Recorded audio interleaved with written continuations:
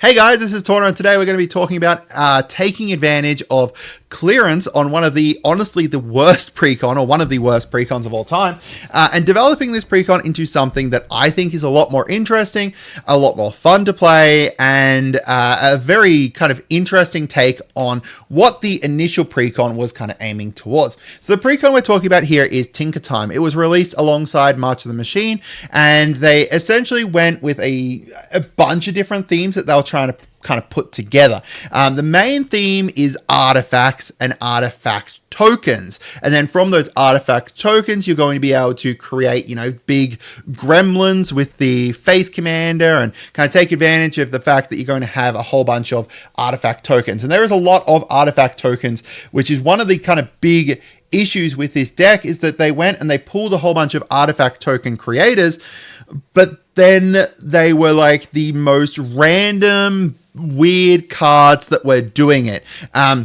which ended up making it feel like the actual deck was just a little bit kind of all over the place. You've got, stuff that creates feather tokens, but to create those feather tokens, you've got to mutate creatures, and, it's whenever that creature mutates. And then you've got like blood tokens, but the blood token generator is this weird, like, deal 2 damage to each non-vampire creature and stuff. Like, it's just a kind of a little all over the place. And then since this has come out, there's also been, more tokens that have released, like map tokens, for example, coming out, have been really great for this. Some more uses for clue tokens and more clue token stuff as well is great.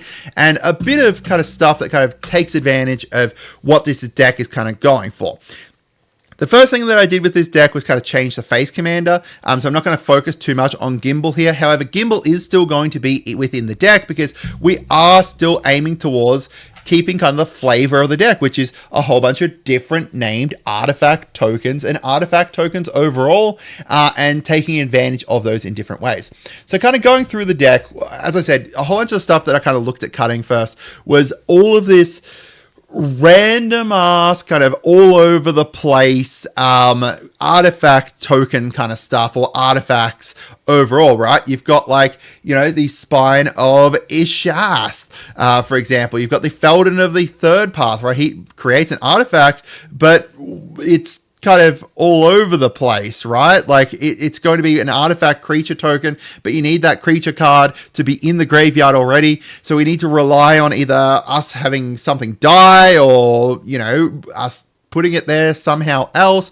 As I said about the mutate stuff, this Everquill Phoenix is the mutate thing that just creates this one-off kind of artifact token that you can use once.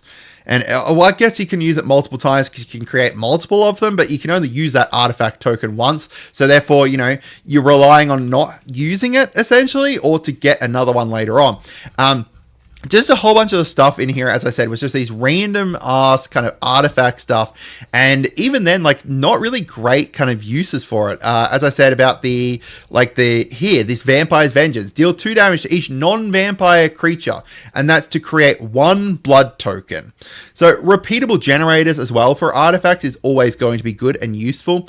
Even, I cut Saheeli, it's probably not great that I kind of cut her, but I just don't like her in this deck. I just don't think that she's great. As well as, she's got no way to add additional loyalty to her. She's going to get arse blasted the minute that she's out on the field. And then you've got like potentially 1 server artifact creature token off of her or not. Even like the sorceries, we've got like Dance with Calamity, and it's a really fun card, but it's not great in this deck and not really what we want to kind of go for. It's like a weird random draw card that is going to potentially allow us to play things for free by playing kind of like blackjack kind of thing. I will show you what I've gone with it though. So first thing that we added was change the face commander, right? So we have changed the face commander to a duo commander with the Third Doctor and Dan Lewis. So the Third Doctor is going to get +1/+1 for each non-creature token we control. So as you can imagine, we are going to be creating lots of those, whether it's treasures, clues, blood. Well, actually, I don't know if I've still got a blood generator in there. Treasures, clues, foods, we've got the like Bloodforged Battle Axe and a whole bunch of things, right? Like we've got a bunch of ways to create these Huge amount of different maps for sure have been added in here, different tokens.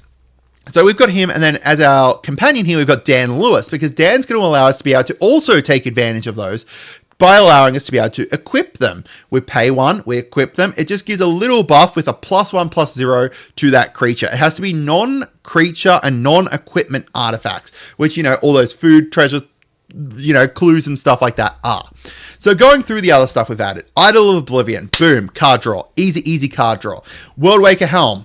Create our map tokens, but whenever we create another artifact token, which we're going to be doing lots of. This also allows us to be able to create other named artifact tokens, right? So if we've got, like, you know, 1 blood sitting there, we could make another one of it. As I said, I don't remember if I've still got a blood token in here, but, you know, we've got other stuff in here that creates, you know, like, oh, let's say Urza, right? We're going to create another Urza's construct. Oh man, that's going to be huge. If we go down to the bottom here, we can actually see which artifact tokens we've still got in here. No, we do not have a blood still in here. It doesn't look like, but we do have meteorites instead. We've got, like, the gremlin still. We've got clues, constructs. You know, we've got a huge amount of stuff in here. Not exactly, you know, still keeping the bloods, and that's one thing that you could add in here still, or like a blood generator. But I wanted to keep the upgrades as well below $50 US, which is amazing because at the moment, the actual price for this bloody deck, if you look at it, is $36. Yeah. So we've got stuff in here, Lonus, that, you know, lets us create clues. Reckless Fireweaver, Ingenious Artillerist to go alongside the Hedron Detonator, so that way each time an artifact is entering, boom, boom, boom, we're dealing damage to everyone. Kibo is going to create some bananas. They are actually artifacts, which I did not realize they were artifact tokens. Jahira lets us tap all these tokens for mana. Delicos. So some of the other stuff that I've added in here is a little bit of synergy to go alongside the equip stuff. So Delicos now lets us make all our equipped creatures have flying and haste. So therefore, you know, we're paying 1 if we've got Dan Lewis out here to give everything, well, give one thing, flying and haste. Really great use of it. We've got Professional Facebreaker in here to allow us to create some treasures and some more card draw. Adrix and Nev, we're creating a lot of tokens. Let's just double them all. Chishiro is insane in this deck because now each time an artifact token is coming in that is not an equipment or creature, thanks to Dan Lewis, is now an equipment entering. Boom. Now we're getting a whole bunch of red spirit tokens. We'll get to a second where an infinite is in this deck. Togo creates some rocks, great. Roxanne creates meteorites, again, great.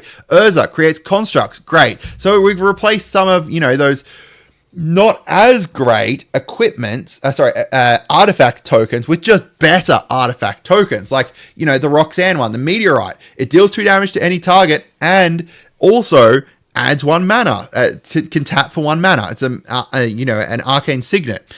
Now, also, whenever we tap our artifact tokens to create mana, we're going to create an additional one.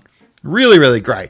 Brutaclad, Cyberdrive Awakener are finishers. Displacer Dinosaur is essentially a finisher as well, because Cyberdrive, now all our, you know, non-creature artifacts are all going to be like 4/4s that can fly and stuff. Brutaclad lets us create, you know, turn all of our tokens. So, you know, say you've got like 5 treasures sitting over there. We get to turn all of those into a different token. Let's turn them all into these Urza's freaking colorless constructs that are just going to be huge. The Displacer Dinosaur is crazy great because now anytime a historic permanent, you know, an artifact token is a historic permanent that comes in, they are 7/7 dinosaurs. So each treasure comes in as a 7/7 dinosaur. It's going to be absolutely crazy. Kappa Cannoneer is just going to get huge really quickly as well. Onto our enchantments, we've got Strong back here. We're going to put that onto, say, for example, our Third Doctor. And now anything we try and equip onto him is going to get bigger. He's going to get huge. He's going to go hit someone in the face really easily. Blacksmith Talent, we can automatically equip something. That also creates an additional, you know, differently named artifact token as well as, you know, just making it so that all our equipped creatures, which we can equip things to 1, have double strike and haste. Mechanized Production, I don't know why this was not in the Precon to start with, because it is just going to be a huge win con for the deck. I didn't add any instants and sorceries or lands because I didn't feel it was super necessary, as well as the fact that I didn't want to, go over too many changes. But, if you wanted to do some further upgrades, add in some better board wipes potentially, because realistically there is not really a board wipe in here. Like, I didn't even cut a board wipe or anything. Like, there's Perplexing Test, I guess, is a board wipe because you can just remove all the non-token artifacts. Non-token creatures. Keep all our token creatures out there, and just create this huge board. It's going to be absolutely bonkers. This deck, I actually am considering just going and buying another bloody Tinker Time, because my other one I pulled apart now because I hated it. But this one here, I'm honestly going and considering just rebuying it, because after, testing this out and playing around with it, it is absolutely a crazy fun deck, and I just love the Doctor, so I'm happy to have him kind of man a deck that's just going to be insanely strong. I did add Encroaching Mycosynth in here as well, so that way everything is an artifact to be able to proc, Reckless Fireweaver or, Ingenious Artillerist, Hedron Detonator, to just add even more in here. Getting into the combos that are now within the deck, so if we go into the included combos in here, Chishiro plus Peregrine plus Dan Lewis, that is an infinite, because now whenever you create a token, it's creating a food. Then when that food enters, Chithero sees it being an equipment, thanks to Dan Lewis, and then you create another food. Boom. You do need a way to be able to remove, one of these cards, because otherwise you are just going to create, a draw of the game, but, do it.